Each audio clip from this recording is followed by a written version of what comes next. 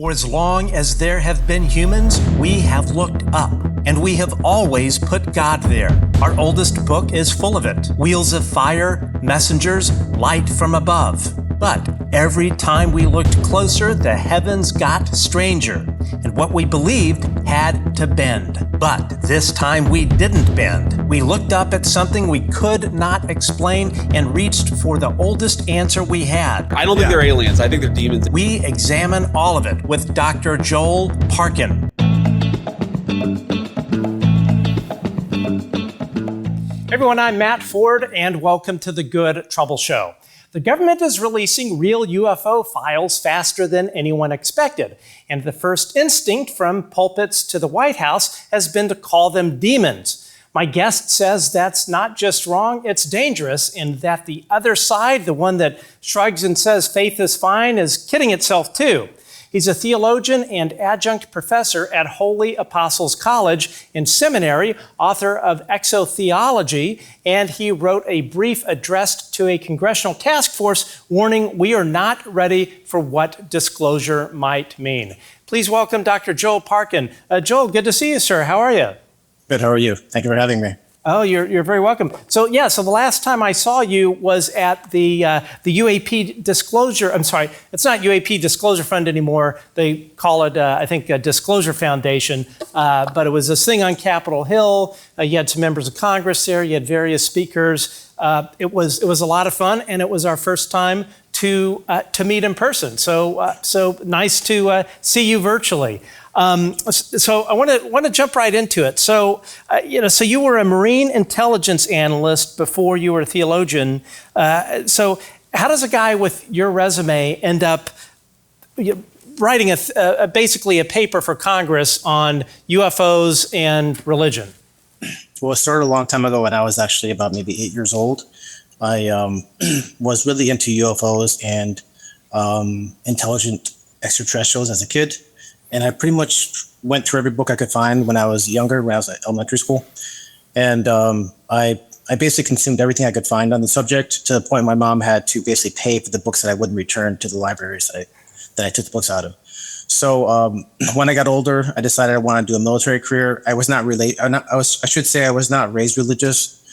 I was raised basically in a non-religious household. My dad was probably a non-practicing Congregationalist, maybe even an atheist / agnostic. My mom was a disaffected Catholic, so she didn't practice her faith either.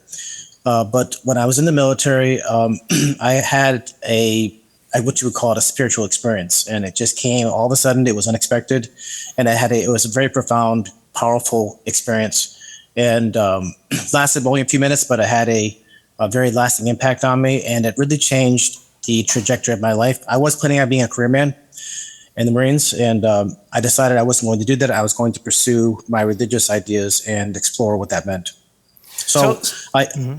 Go ahead. So since I had a background in thinking about extraterrestrial intelligence for most of my younger life, when I became a religious person, I said, how do these two square together? And I tried for a long time to find anybody who had written seriously and systematically on this subject, and I couldn't find really anything that was worth reading that could help me in this. So I decided I was going to make it a project of mine to figure this out. So that's what I did, and it took about 6 years, but I produced a book called Exotheology, and it's the examination of the notion of intelligent extraterrestrials vis-a-vis religion, and that was published in 2021. Okay, so for years, I mean, really kind of since Lou Elizondo came out, the whole New York Times thing, this has been framed as a national security story. Radar, sensors, hearings, and even to be fair, I've framed it in exactly the same way. That's kind of been the angle of the show, is talking about the UAP issue from a national security legislative lens. Now, your brief says that is only half of it. Why isn't this, just kind of a Pentagon Department of Defense problem? Well, this is not just a national security issue or a military question. This has civilizational aspects, which have not been, I think, acknowledged by the people that are looking at this at the congressional level. And they, as you may notice, they haven't included any theologians or religious scholars or leaders on the task force operating together now. And I think it's a big miss as far as what they should be doing, because this is not just a national security issue. This is a, like I said, a civilizational issue, psychological, religious, theological, and that should be carefully examined. It's just as much as the other aspects have been. Why do you think that this is something that seems to have been left off the table? Like, why aren't we having national conversations over the implications of NHI for Christianity, really all the world religions? Why does this seem to be an afterthought? Because it's been an afterthought for much of the theological tradition and thinking about this. So when I mentioned to you that when I was putting together my book, which took a long time, they were historically very scattered and fragmented looking at this from a theological perspective. And it became apparent to me that theology has not looked at this seriously for many, many centuries. And so when I wrote my book, I decided I was going to try to figure this out the best I could at a very scholarly level. It's got over 1,000 footnotes, and it looks at it in deep detail. It's a very dense book, but it's an effort to understand this so that a modern reader who lives in a 21st century Einsteinian universe can understand how to conceptualize and how to understand what this means. But as far as to answer your question, this is related because theology has not taken this seriously. Church leaders, I don't think, have taken this seriously. And they don't have the information, to be honest with you. They don't have the data. They have not done the work. They have not done the research. And I'm talking about the Catholic institution. I'm talking about evangelical churches. I'm talking about many other people who have not done the work. There's been a few scholars who looked at this, but not systematically. And certainly from an institutional perspective, they have not done the work. So it hasn't been brought up to a national interest because of that. So it's important. That's why I felt it was really important that I bring this to the attention of the Congressional Committee, because this is a very, very important, real aspect of what disclosure could mean, not just in the immediate effects, but in the aftermath, the long aftermath. And let's just say Trump walks out tomorrow. He has walks into the White House press room, has a press conference, says, guess what, folks? UFOs are real. Non-human intelligence is real. We have crashed craft. We have crashed bodies. This stuff seems to be a superior intelligence to us. So forget about the policymakers and the people in the Pentagon, et cetera. If Trump walks out tomorrow and does that, what changes? What changes for an ordinary believer sitting in a pew on Sunday? This coming Sunday? Let's say it happens tomorrow. How does this affect people walking into church on Sunday? Well, you're describing one of many scenarios that could become reality if that happened. If Trump made a disclosure of that nature where he said we have had contact with some intelligent beings, that would have some very specific effects for institutional religion and believers. It would have, there's some lesser scenarios as far as that's concerned, and there's some more grave scenarios. We could talk about that later perhaps. But as far as the one you just raised, it depends on what is actually communicated. So churches and religious institutions would have some disruption, I would think, because an advanced species could possibly have a more advanced moral, philosophical, religious development. If they have no religion, it would actually be destabilizing for ours if an advanced intelligence who were perhaps maybe hundreds of thousands of years more advanced than ours, that what would that say about our parochial exclusivist claims of our religions? If they possess religions, that might destabilize our inclusivist claims of our doctrinal claims. If they possess a deep theology of ultimate reality, then earth religions could be seen as immature local expressions, and this could have profound effects. So Christianity may require a retreat from its long-standing universalist claims if that happened. But again, a lot of it depends, well, all of it depends really on not only what's communicated, but how it's communicated by the media. And since the media has such a powerful role to play in how this is disseminated, that has to be carefully managed. And I don't know, it's hard to predict how institutions will manage or filter the data.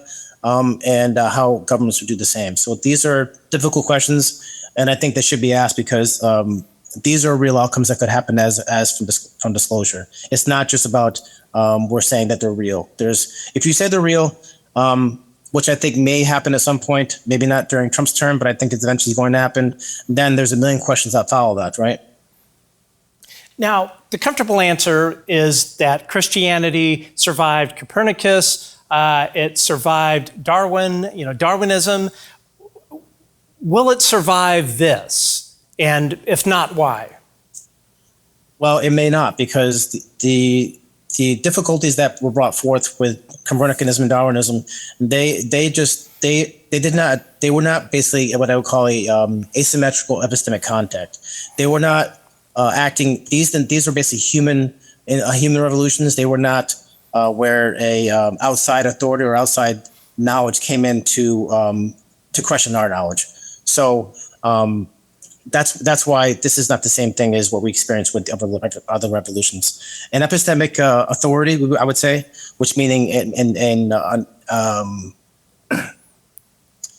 a civilization which was far advanced than ours could have information which could be very destructive to our religious traditions and concepts and doctrines. And so, we have Catholicism, for example, or Christianity.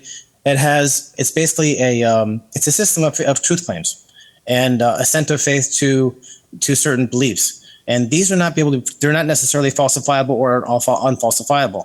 Many could be philosophically unfalsifiable because they're faith statements. They can't be proved. It's a matter, they're articles of faith. So this is where it can get very messy when we think about what would happen if we had an alternate authority come in and tell us more about our history than we know. Now, your key line, I think you said this in your book, that Christianity is resilient against expansion, but vulnerable to displacement. In plain English, what is the difference between expanding the faith and displacing it? Well, most of the church leaders have said that Christianity is resilient, or the church is resilient with the idea of ET. That may be so if you're just talking about simple biology, but if you're thinking about more catastrophic scenarios like the one I just described, where another civilization is able to displace our parochial perspectives, and these can be quite destabilizing. If there's some scenarios which have indicated that there's been ancient intervention in our history, religious manipulation, post-mortem knowledge, genetic engineering, contradiction of sacred history, or a superior theology, these can be very, very damaging, and that's what that means. So simple biology is one question, and that's typically where people are arguing from the confident position, but other types of disclosures could be very, very damaging. Now, you wrote here that a superior non-human intelligence with authority over creation and redemption could prove devastating. Give me a little bit more of a detail of that particular scenario. What would actually have to be true for it to be devastating, as you wrote? Well, there's a few different things. The credible disclosure, I would say credible is an important word here. Disclosure of genetic engineering or an interference with humanity, or the intentional shaping of religions could be very damaging. This would not disprove God, but it would destabilize doctrines of creation, Adam, original sin, special election, incarnation. It would kind of mean that humanity was a mediated species in that sense, or we would be a species that might have been created by another species. But that's not to say God didn't create them. But these are situations where we would have to articulate and re-examine and reinterpret our history as Christians. So, there could be experience of a species level religious betrayal if the human organism and religions were partly curated by others. Another very destabilizing scenario would be perhaps like a afterlife disclosure, meaning that they could have vast knowledge of our post-mortem existence, for example, reincarnation, soul transfer, consciousness persistence, evidence of the structure of non-physical reality.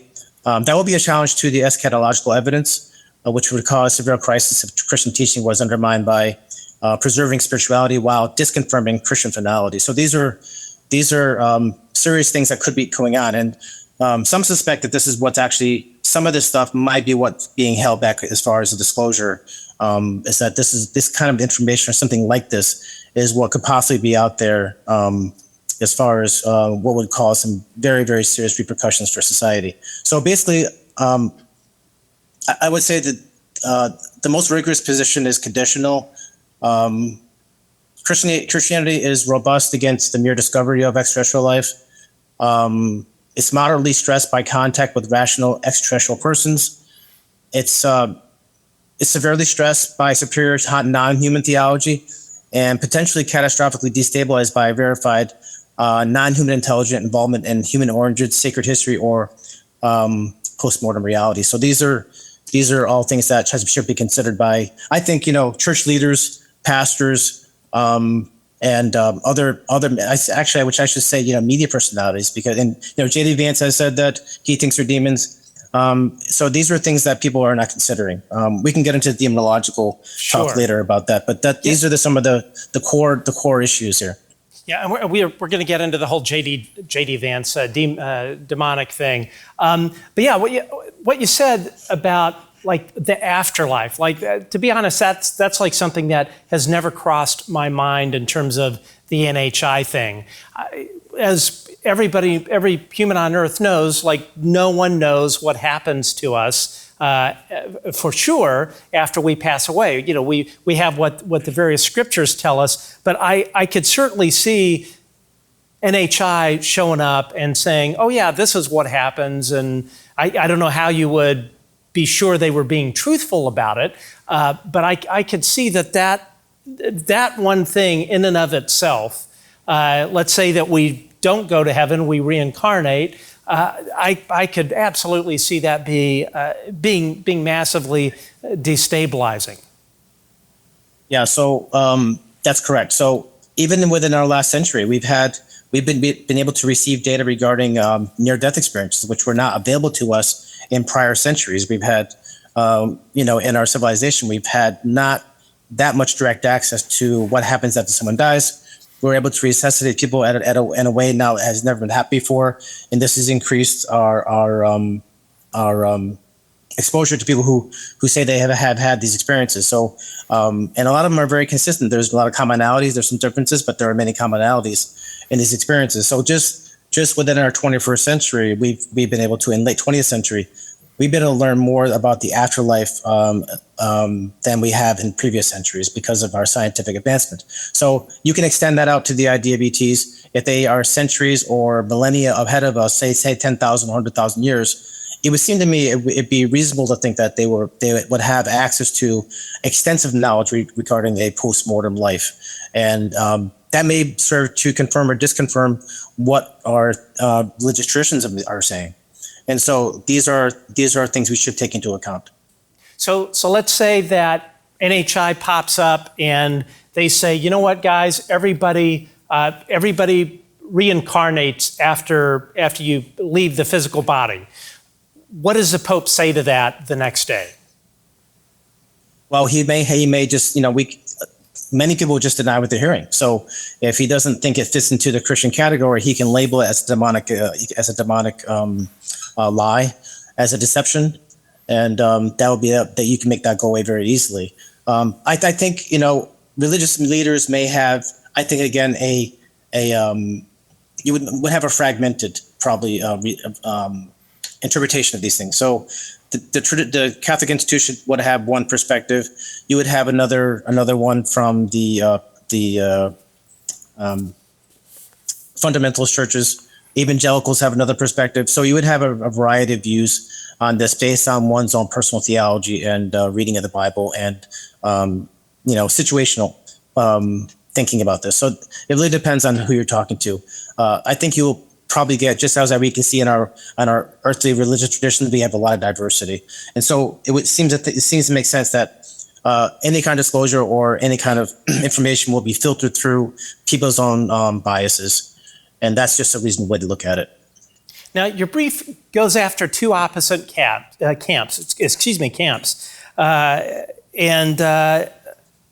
So let's start with the demonic one. So when a sitting vice president says that he thinks that these things are demonic, what is wrong with him saying that?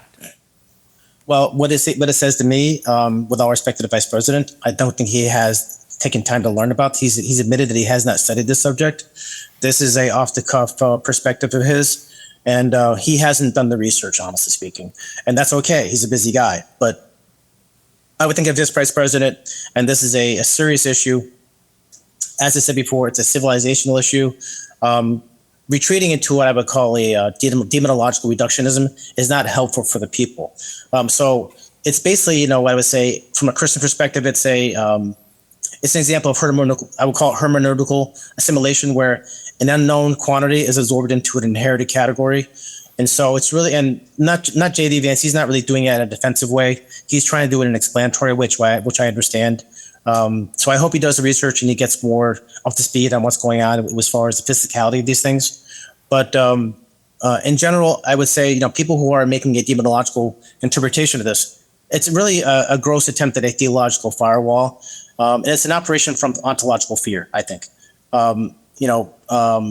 Reactionary demonological totalism interprets the entire phenomena through a single inherited religious category. And it really repeats an old historical interpretive habit. So, comets, eclipses, epidemics, mental illness, atmospheric phenomena, these are traditionally all interpreted as being caused by demons and demonic. Core science has displaced all those misunderstandings. So the same is true here. Certain evangelical pastors, there's been a number of prominent exorcists, Catholic exorcists, and fundamentalists who have said they have said they're flat out they're demonic. Again, these are people who don't have knowledge. Now, they may have knowledge in their work as exorcists, but they don't have knowledge of ufology. And ufology is a very, very lengthy, 80-year, extremely dense study. Okay, I've been looking at it since I was a kid. To gain competency in ufology, I would say it'll take you at least a good decade or two to do a good job. It's a very dense, lengthy study. If you're going to get a degree of this, probably take you 5 years to study to understand it, because there's so much going on there. There's so much evidence. And so this is the disconnect, I think, when people who say it's demonological. They don't have the data to support the idea, to understand that this is not a spiritual phenomenon. It is a physical reality. There are, even David Grushin, the recent whistleblowers, when people who are knowledgeable about ufology saw their testimonies, they're saying, yes, we've known this for decades, because what they said was nothing different from what they've been hearing and reading about for many, many, many years. So it's completely coherent with what they knew already about this phenomena. So it wasn't new information for people who are knowledgeable about this. This has been going on for quite a long time. These are just the latest people who are coming forth and talking about it publicly, which is great. But I should say, I really think these priests are misleading people. To be honest with you, they haven't done the ufological work, and I can't emphasize that enough. This is critical to understand this phenomenon. I would apply that statement also to Congress. Some of them have said, well, we think it might be angels, and that's their perspective, but they don't have the knowledge base yet to understand this as it should be. So I'm somebody who understands theology. I'm a theologian. I've looked at this for a long time. I also, fortunately, have my foot also in the ufological camp. I'm not just in academia. So I've been able to see both these perspectives. And looking at statements by religious people, say, 30 years ago, they were saying, well, there's nothing to see here. There's no such thing. When people were saying there were ET contact and there was calls for disclosure, people were saying there's nothing to see here, that these are not real. But now that we have, that is just basically outright denial. But now that we have undeniable military and government evidence, now it's a switch to demonology, to demons. So this to me is like really, it's beyond frustrating, because it's basically it's kind of a cop out. It's a predictable, but I would say understandable ontological fear response, and this I would call reactionary demonological totalism. People who are fearful of their paradigm being dramatically altered are going to retreat to what they know best, and that's their religious paradigm. So I understand it, but it's not helpful, especially when people who are in leadership positions say this kind of thing. So this is a lot of Dunning-Kruger going on here. People who are saying this stuff, right. because if you talk to the people who are working within this, the closer they are to the actual material and the actual evidence, none of them are saying it's demons. It's only those who are not having any access. So when I hear someone say demons, I know immediately they don't have access. They may know about it, but they don't have access. So that's where I go with that. But there's a lot here as far as the the demonological perspective I want to talk about because it's a serious category area, I would say. It's basically, you start with a conclusion, then you find the evidence to fit the conclusion. So, the agency is applied before causality is understood. So the view exists within a limited paradigm. I should say the Catholic Church does not make this claim. They say they're open to other biology. It is individual churchmen and people who are religious who are saying this. I should make that clear. But this is what I call like a gross, reflexive, naive attempt at a paradigm validation. They're using existing archetypes to interpret known phenomena. And last time I checked, demons don't fly physical craft or have physical bodies. The powers of demons are well established for many centuries. Exorcists know this. People who worked in this field for many years know about this. They don't fly in craft. They don't have bodies, and they don't have technology. They don't have technology or engineering. So again, this stems from not knowing the data. So these are again, fear combined with ambiguity, combined with a theological view, and then you end up with a demonological attribution. When dinosaur fossils were found in the 19th century, many young earthers thought that this was a deception by Satan to confuse students, Christians in faith, because the young earthers thought about, they believed in a 6,000-year earth. And of course, the geology challenged that, right? So my own view is sometimes it's easier to have faith than acknowledge your paradigm is incorrect. And this is all about intellectual honesty. And I think intellectual honesty requires that as a character and also data.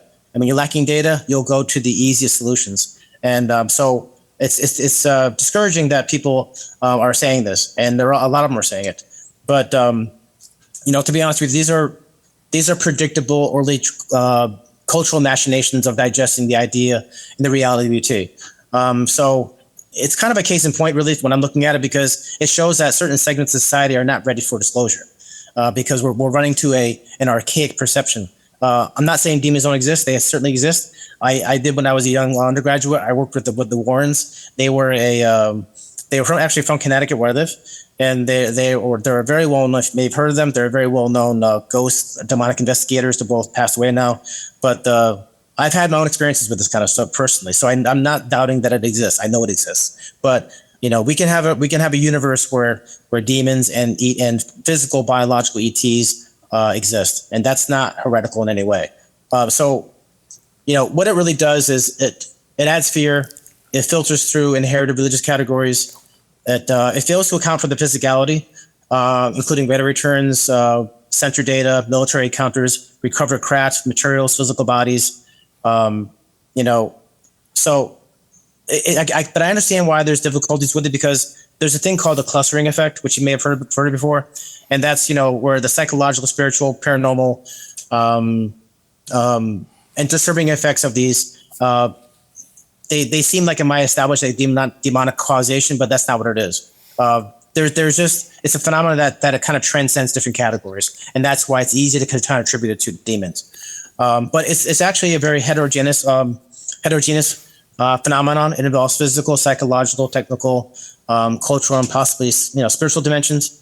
So the reductionist in thinking here really discourages empirical inquiry, and I think it could be exploited as a culturally accepted substitute for more difficult forms of disclosure, which we talked about earlier.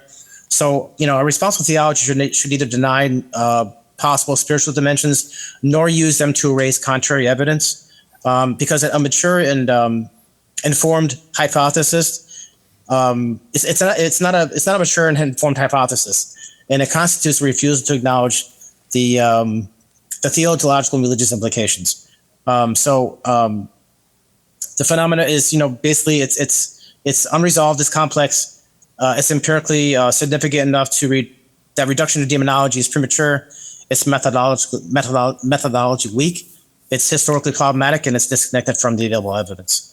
So that's my take on the demon stuff. It's not a proper way to address this, and it's going to create more problems, because when there's ambiguity involved, these kind of interpretations are not helpful because they lack data, and they lack experience in these matters. So I'm encouraging in my letter to the Congress. One of the last points I make there is that they get up to speed on this stuff, and I know it's hard to do that now, but this is what's required. And I think I would respectfully ask that they refrain from making any public interpretive statements of this nature, because it doesn't help society kind of properly frame this for the long term. So you spoke about this briefing that we're going to get to a little bit, get to it here in a bit. Did you have any luck reaching lawmakers with this document? I talked to Representative Eric Burlison briefly about this, and I gave him a copy of my brief. Yes. Great. Okay. Fantastic. That's what I like to hear. I want to go back to the Catholic Church and the Vatican. Lou Elizondo, who of course is a UAP whistleblower, he came onto the scene in 2017 in the New York Times article, worked on this Pentagon program called ATIP. He has stated quite a few times that the Vatican is very well aware of the reality of UAP, and that this goes back for maybe as long as the church has been around. What have you heard anything from people that you've spoken with in the Vatican or elsewhere, like the astronomers in the Vatican? I mean, certainly, if the Pentagon has all of this stuff, which we know that they do, I would be wildly surprised if the Vatican is not sitting on some just huge treasure trove of evidence of non-human intelligence. Yeah, that's a question I get often. I have not seen anything of that nature that the Vatican has insider information about this. There's a body of claims of that nature that I've heard many, many times. I've had conversations with some of the Vatican astronomers, especially when I finished my book. They were very interested in it, but they didn't have any They didn't indicate they had any insider knowledge about this. There is actually some confusion about the Vatican archives as far as this goes. That's actually the large archive we all know about, but there's also a thing called the space archives, which I think it's conflated with the Vatican archives, and that's basically a library that's kept at the Castle Gandolfo, which is the Vatican observatory, and they have very, very old records like Galileo's writings, that kind of thing, early astronomy, that kind of stuff, where that's all put together. And people tend to think that has to do with ETs, but I've been assured by those who are there that's not the case. I want to know that stuff because I'm into this, but they haven't told me anything. The Magenta case in the 1930s, I've heard a lot about that, but we don't have anything to pin down on that, as far as I can tell. But I tend to think they don't have really that much. I could be wrong, obviously, but I haven't seen any indication they're sitting on some treasure of information about this. From what I can tell, just based on Vatican statements, either by Pope Francis or the present or former Vatican head astronomer, they haven't looked at this. If they did, I think they would not be saying what they're saying publicly. For example, saying that they would baptize ET if they wanted it. Well, if you say that, then you're assuming a great many things as far as the theological anthropology of the creatures, how they're composed, spirit and body, that kind of thing. Would our sacraments apply to them? Would they even care? Would they believe it? Is there any reality to that whatsoever? So these are, I think, fairly irresponsible statements to make about this. And what it makes me think is that they don't have data. If they did, they wouldn't be saying this kind of stuff. So I tend to think not. But again, I could be wrong. I don't have access to that kind of thing. And I've been talking to other people who may be in the know, and they have not been, like I said, they have not been able to pin down anything of that nature. But we could be surprised someday. We could find out they have some information. But as far as analysis and theological consideration of this issue, I haven't seen anything coming out of the Vatican Observatory. From what I can tell, most of the Vatican astronomers are doing good scientific research. They're priests, but they're also very credible scientists, and they're doing work on meters and that kind of thing. And they're bona fide astronomers. But I haven't seen any real substantive scholarly work in this area, as far as for example, exotheology. I haven't seen that. I was kind of surprised when I first wrote my book. I thought I'd be going to them and getting some questions answered, and I actually got questions in my directions about this. So I was kind of surprised they haven't gotten ahead of me. They weren't ahead of me at the time. I know that's not what people want to hear, but that's all I know. Okay. And Dr. Parkyn, I want to talk here in a bit about alien abductions. But before we do, I just want to take a quick break. Folks, if you're not subscribed, please hit the button, ring the bell, drop a comment. YouTube sees all of that, and that helps put this show in front of people that don't know it exists yet. And actually, YouTube has stopped recommending our show for some reason. So please do us a big favor and leave a comment, hit the thumbs up. But then also on the little bell thing, hit the thing so it will send you notifications of our show. We've actually been hearing from folks who have said that they are subscribers to our channel and have had no idea that we've been posting shows because for whatever reason YouTube is not telling them that, which is a little bizarre. But anyway, you can also find us on X at Good Trouble Show and everywhere else at The Good Trouble Show. Also, we have no sponsors. We have zero. We are kept alive entirely by people like you. So if you want to help pay the studio rent, we are on Patreon at www.patreon.com/The Good Trouble Show. And also patrons on YouTube. We certainly have appreciate your support there. You can also leave super chats on this. So anyway, yeah, any of that stuff really helps us out. Really do appreciate it. So let's get back here to Joel Parkyn. So let's say that alien abductions are real. Let's say that these beings are able to come into our bedrooms, kidnap us, kidnap our children, and all against our will. Let's just assume that is true and that has been taking place. How could that even wildly work in terms of being compatible with Christianity? Well, I would say it isn't compatible in that sense, that kind of behavior. I mean, abduction is a crime in every society, every civilization since the beginning, since ever. And so we all understand that as human beings. But we may have, it appears to me that there are entities and beings that have been engaging humanity for quite some time that have some kind of biological program involved going on. And they may not care about our moral teachings. They may not care about our social morals, and they're going to do what they want to do. So we have to understand that some of these beings may have different moral beliefs, and they have different agendas that we don't know about. It may be even hard to consider what their agendas are because they're so different from us. So obviously, it's concerning. I don't think it's right. Obviously. But this is something that's been fairly well documented in the literature, and it's concerning. So, and there's also there is a intergenerational aspect of this, obviously, and many people have realized this. Bud Hopkins, and he's acknowledged this. He's gone now, but this is apparently a very real phenomenon, and so there are concerns here how that plays out.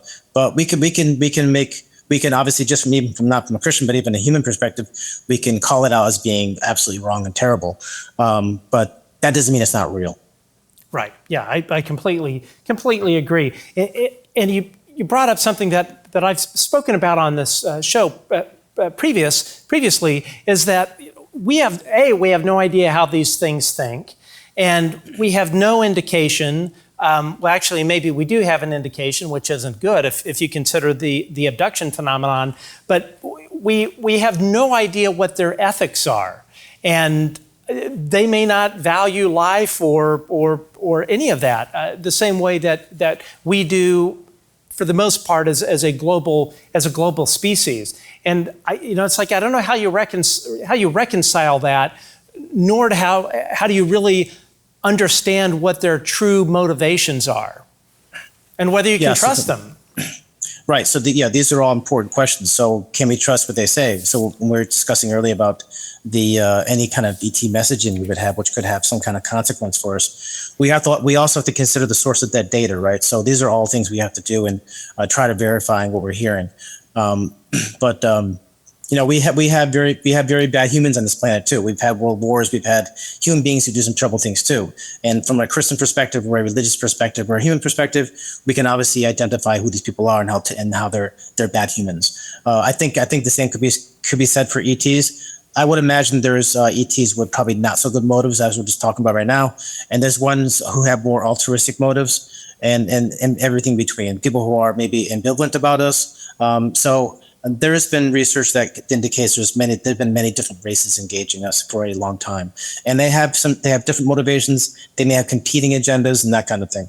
So it's not a simple picture, and so this is why we had to have a more sophisticated thought process when we're considering disclosure and what that means for the broader implications, long-term consequences, and we wanted, people say they want disclosure and they want to see the data. They want to see the craft. They want to see the bodies. And that would just be the beginning of the questioning. And then, we'll have a million questions about what's next. So what are they doing here? Why are they here? What are they doing? How long have they been here? Who are they? Where did they come from? What are they doing to us? On and on and on. And what does that mean for the consequences for our 21st century civilization? So I think it's really important that we get out of the simplistic thinking about this. Either, civilizationally, psychologically, sociologically, theologically, religiously, we did really move the ball forward as far as thinking about this stuff. Now, here's one both camps do, one thing that both camps do. You have the ancient alien crowd that says Ezekiel saw a spaceship. You have the demon crowd that says Revelation predicted this. You say they are both misreading the book. Why? Well, it's a bad practice to read back into this, or you could do ICG. They call it eisegesis, reading back into the scripture or something that's more reading something that doesn't exist.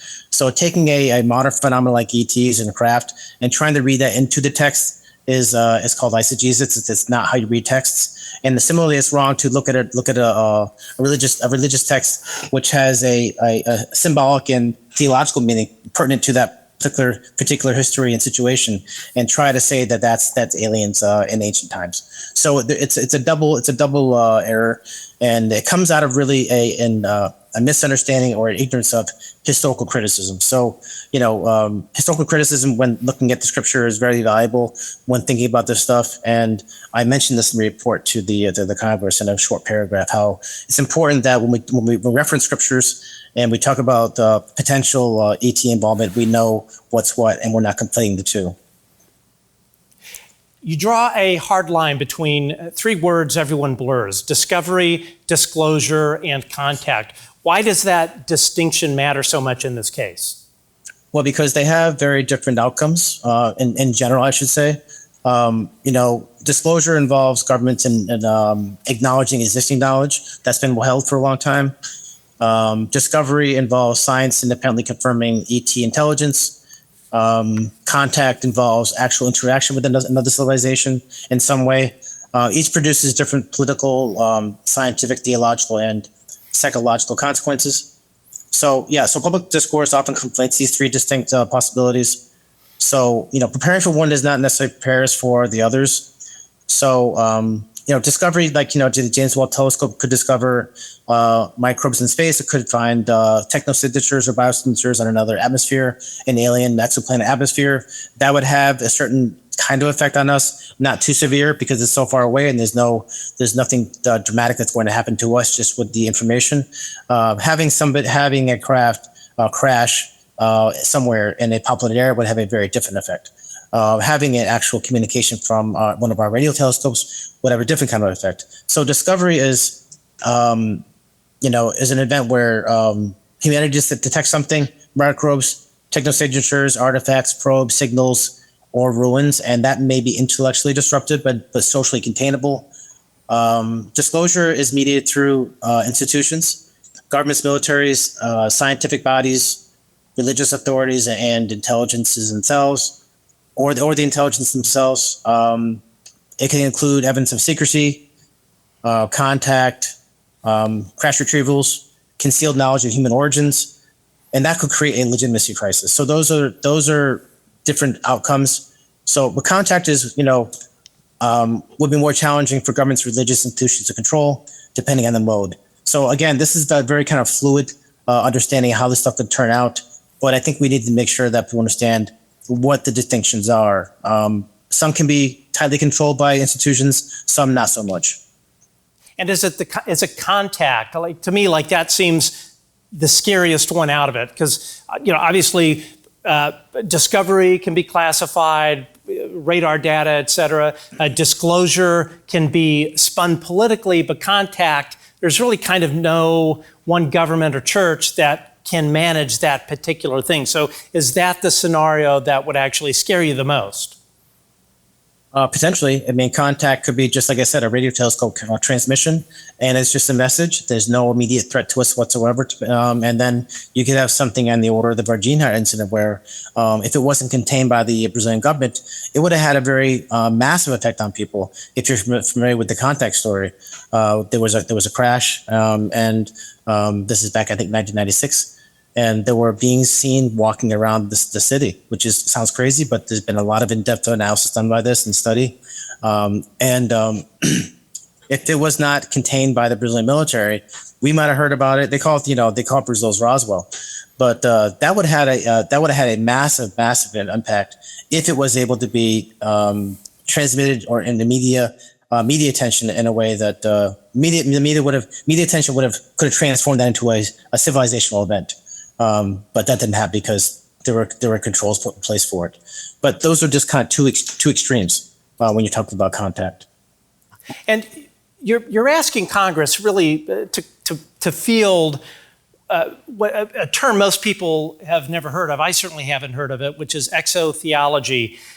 Give it to me in kind of 1 minute. What is exotheology, and why can't regular theology do this job? Well, classic theology was not designed for this kind of stuff. It basically originated in a geocentric philosophical environment. It was exclusively terrestrial historical environment. Its dominant categories were shaped by ancient and medieval cosmologies, where Earth and humanity occupied the entire known area of intelligent life. And so, it concentrated primarily on God, humanity, revelation, sin, morality, scripture, religious institutions within one planetary history. So it was not designed to address multiple intelligent species or civilizations separated by vast evolutionary histories or religious development across cosmic time. Classical theology lacks developmental categories for non-human personhood. ET moral agencies, artificial or post-biological intelligence, hybridized beings, or radically different forms of consciousness.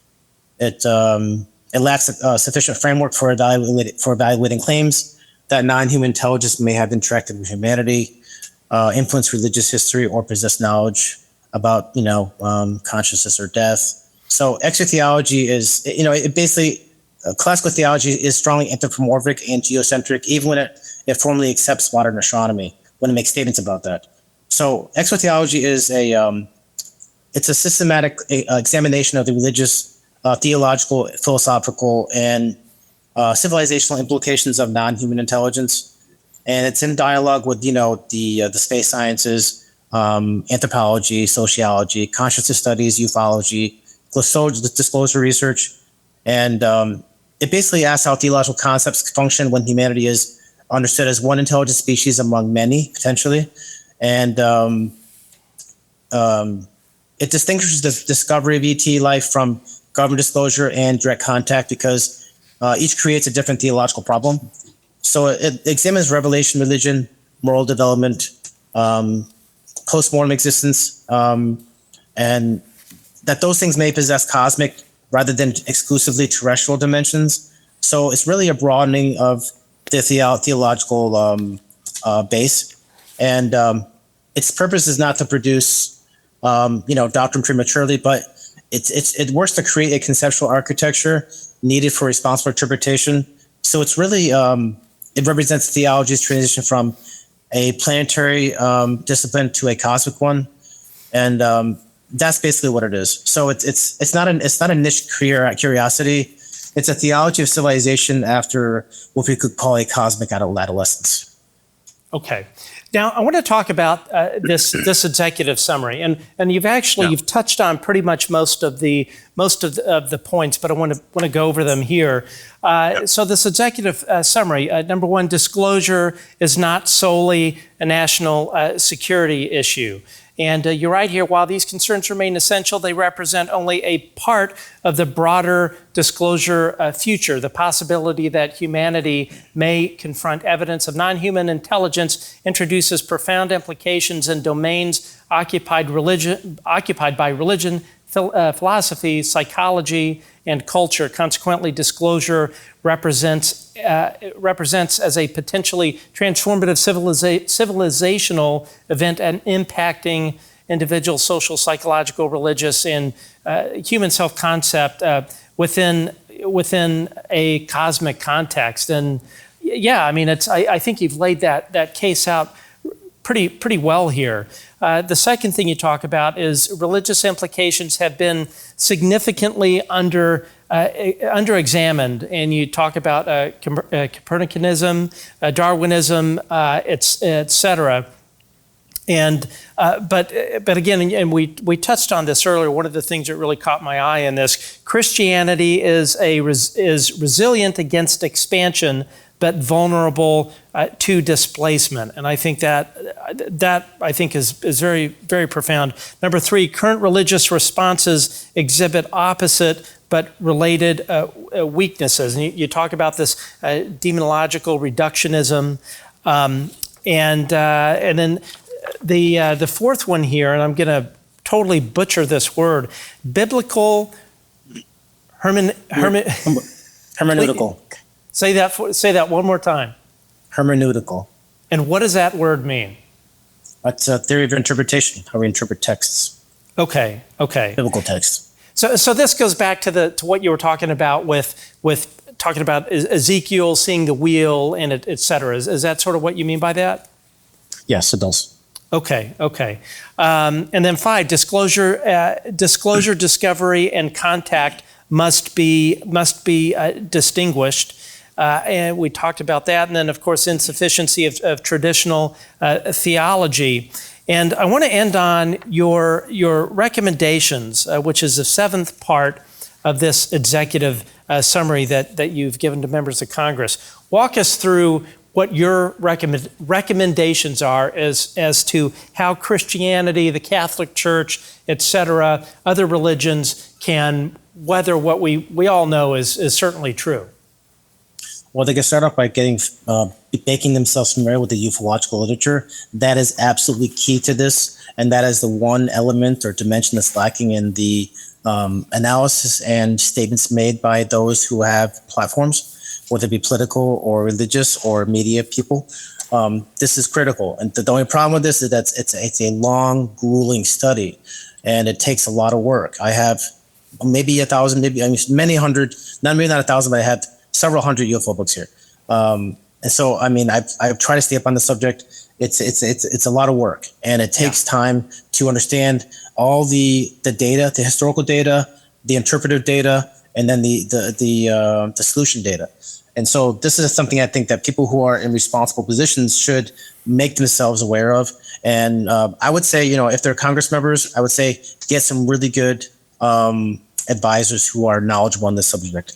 George Knapp obviously is somebody that I think is extremely competent and knowledgeable, and I'm happy seeing him there in the Congress and talking to Congress members. He is somebody who's incredibly knowledgeable and smart, so that's good to see. But religious leaders, again, the same applies. Become knowledgeable about the data. Don't just reflexively respond from your own classical theology, because that's not going to work anymore. This is a very complex phenomena. It's not demons. We can put that to bed. It is a real phenomena. The ufological data shows this. And we fortunately have whistleblowers now coming forward who are indicating how this is all very, very real. And they're just the latest bunch of guys doing this. This has happened. We've had many, many whistleblowers in the past, but they haven't always got, congressional attention. So this is really unprecedented. And, Trump is a wild card. We don't know what he's going to do. Right. He's unpredictable, and that could be good or bad. It could be that he is going to release more stuff that we may not expect. We don't know yet, but if we're going to get any form of disclosure, I think he's probably the guy to do it. So we're living in very interesting times as far as people who are in the know about ufology and the disclosure effort. But the last thing I would want to say about the Congress members, I think they're doing great work. I really admire the work they're doing, and I would ask them just be very, very careful about making any premature interpretive statements of a religious nature, because that really drives the conversation the wrong way, especially when you're talking about angels or demons, that kind of thing. That's not what this is. I've done a lot of research in theology, and I've done a lot of work in this for many, many years. That's not the nature of this reality. That's not what the nature of this is.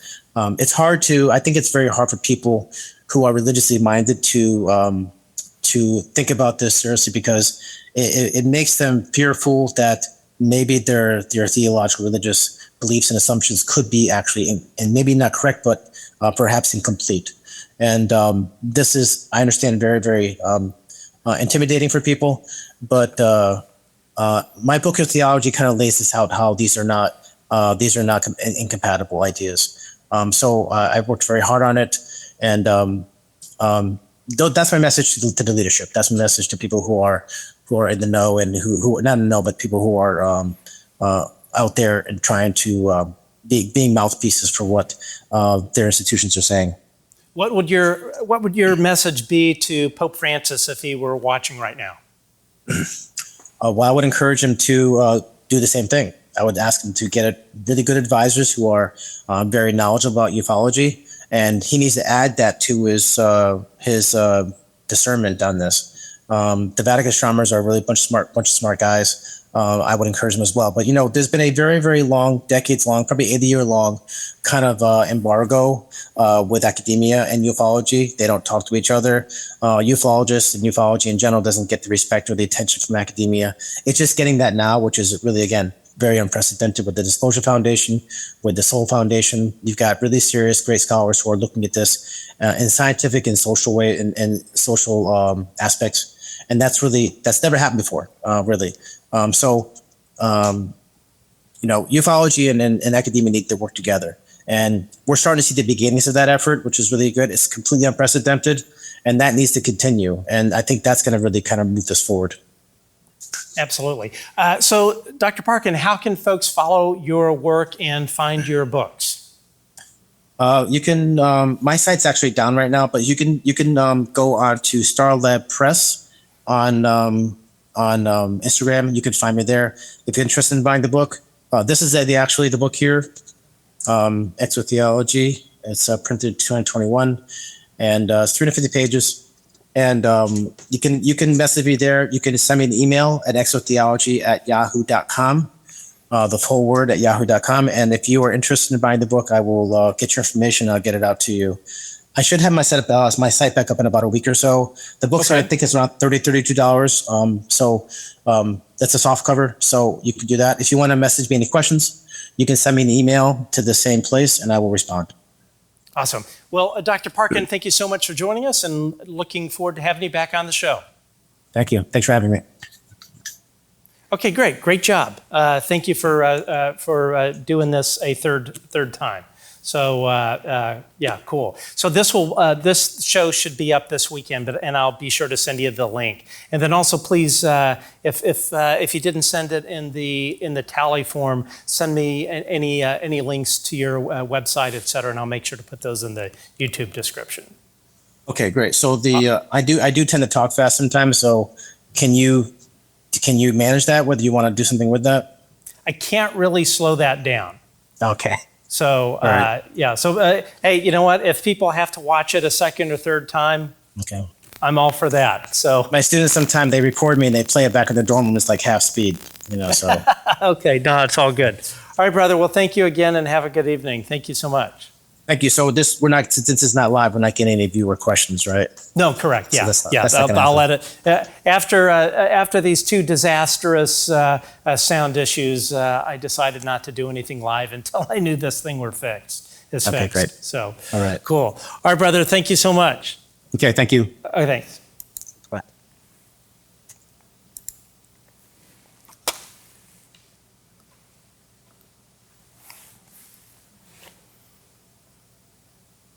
That was Dr. Joel Parkyn. So whatever you believe about is in the sky, whatever this is. I mean, I have no idea what it is. This guy, he came on to say the hard thing.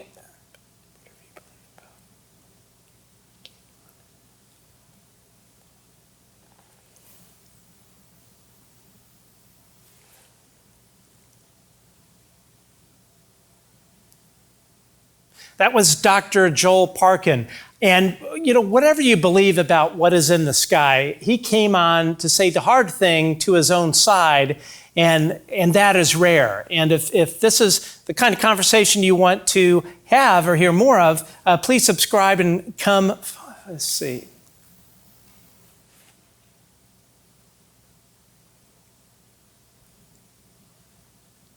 Folks, that was Dr. Joel Parkyn. I hope everyone enjoyed that conversation. I certainly do. I know everybody is kind of trying to figure out what all of this means for religion, amongst other things.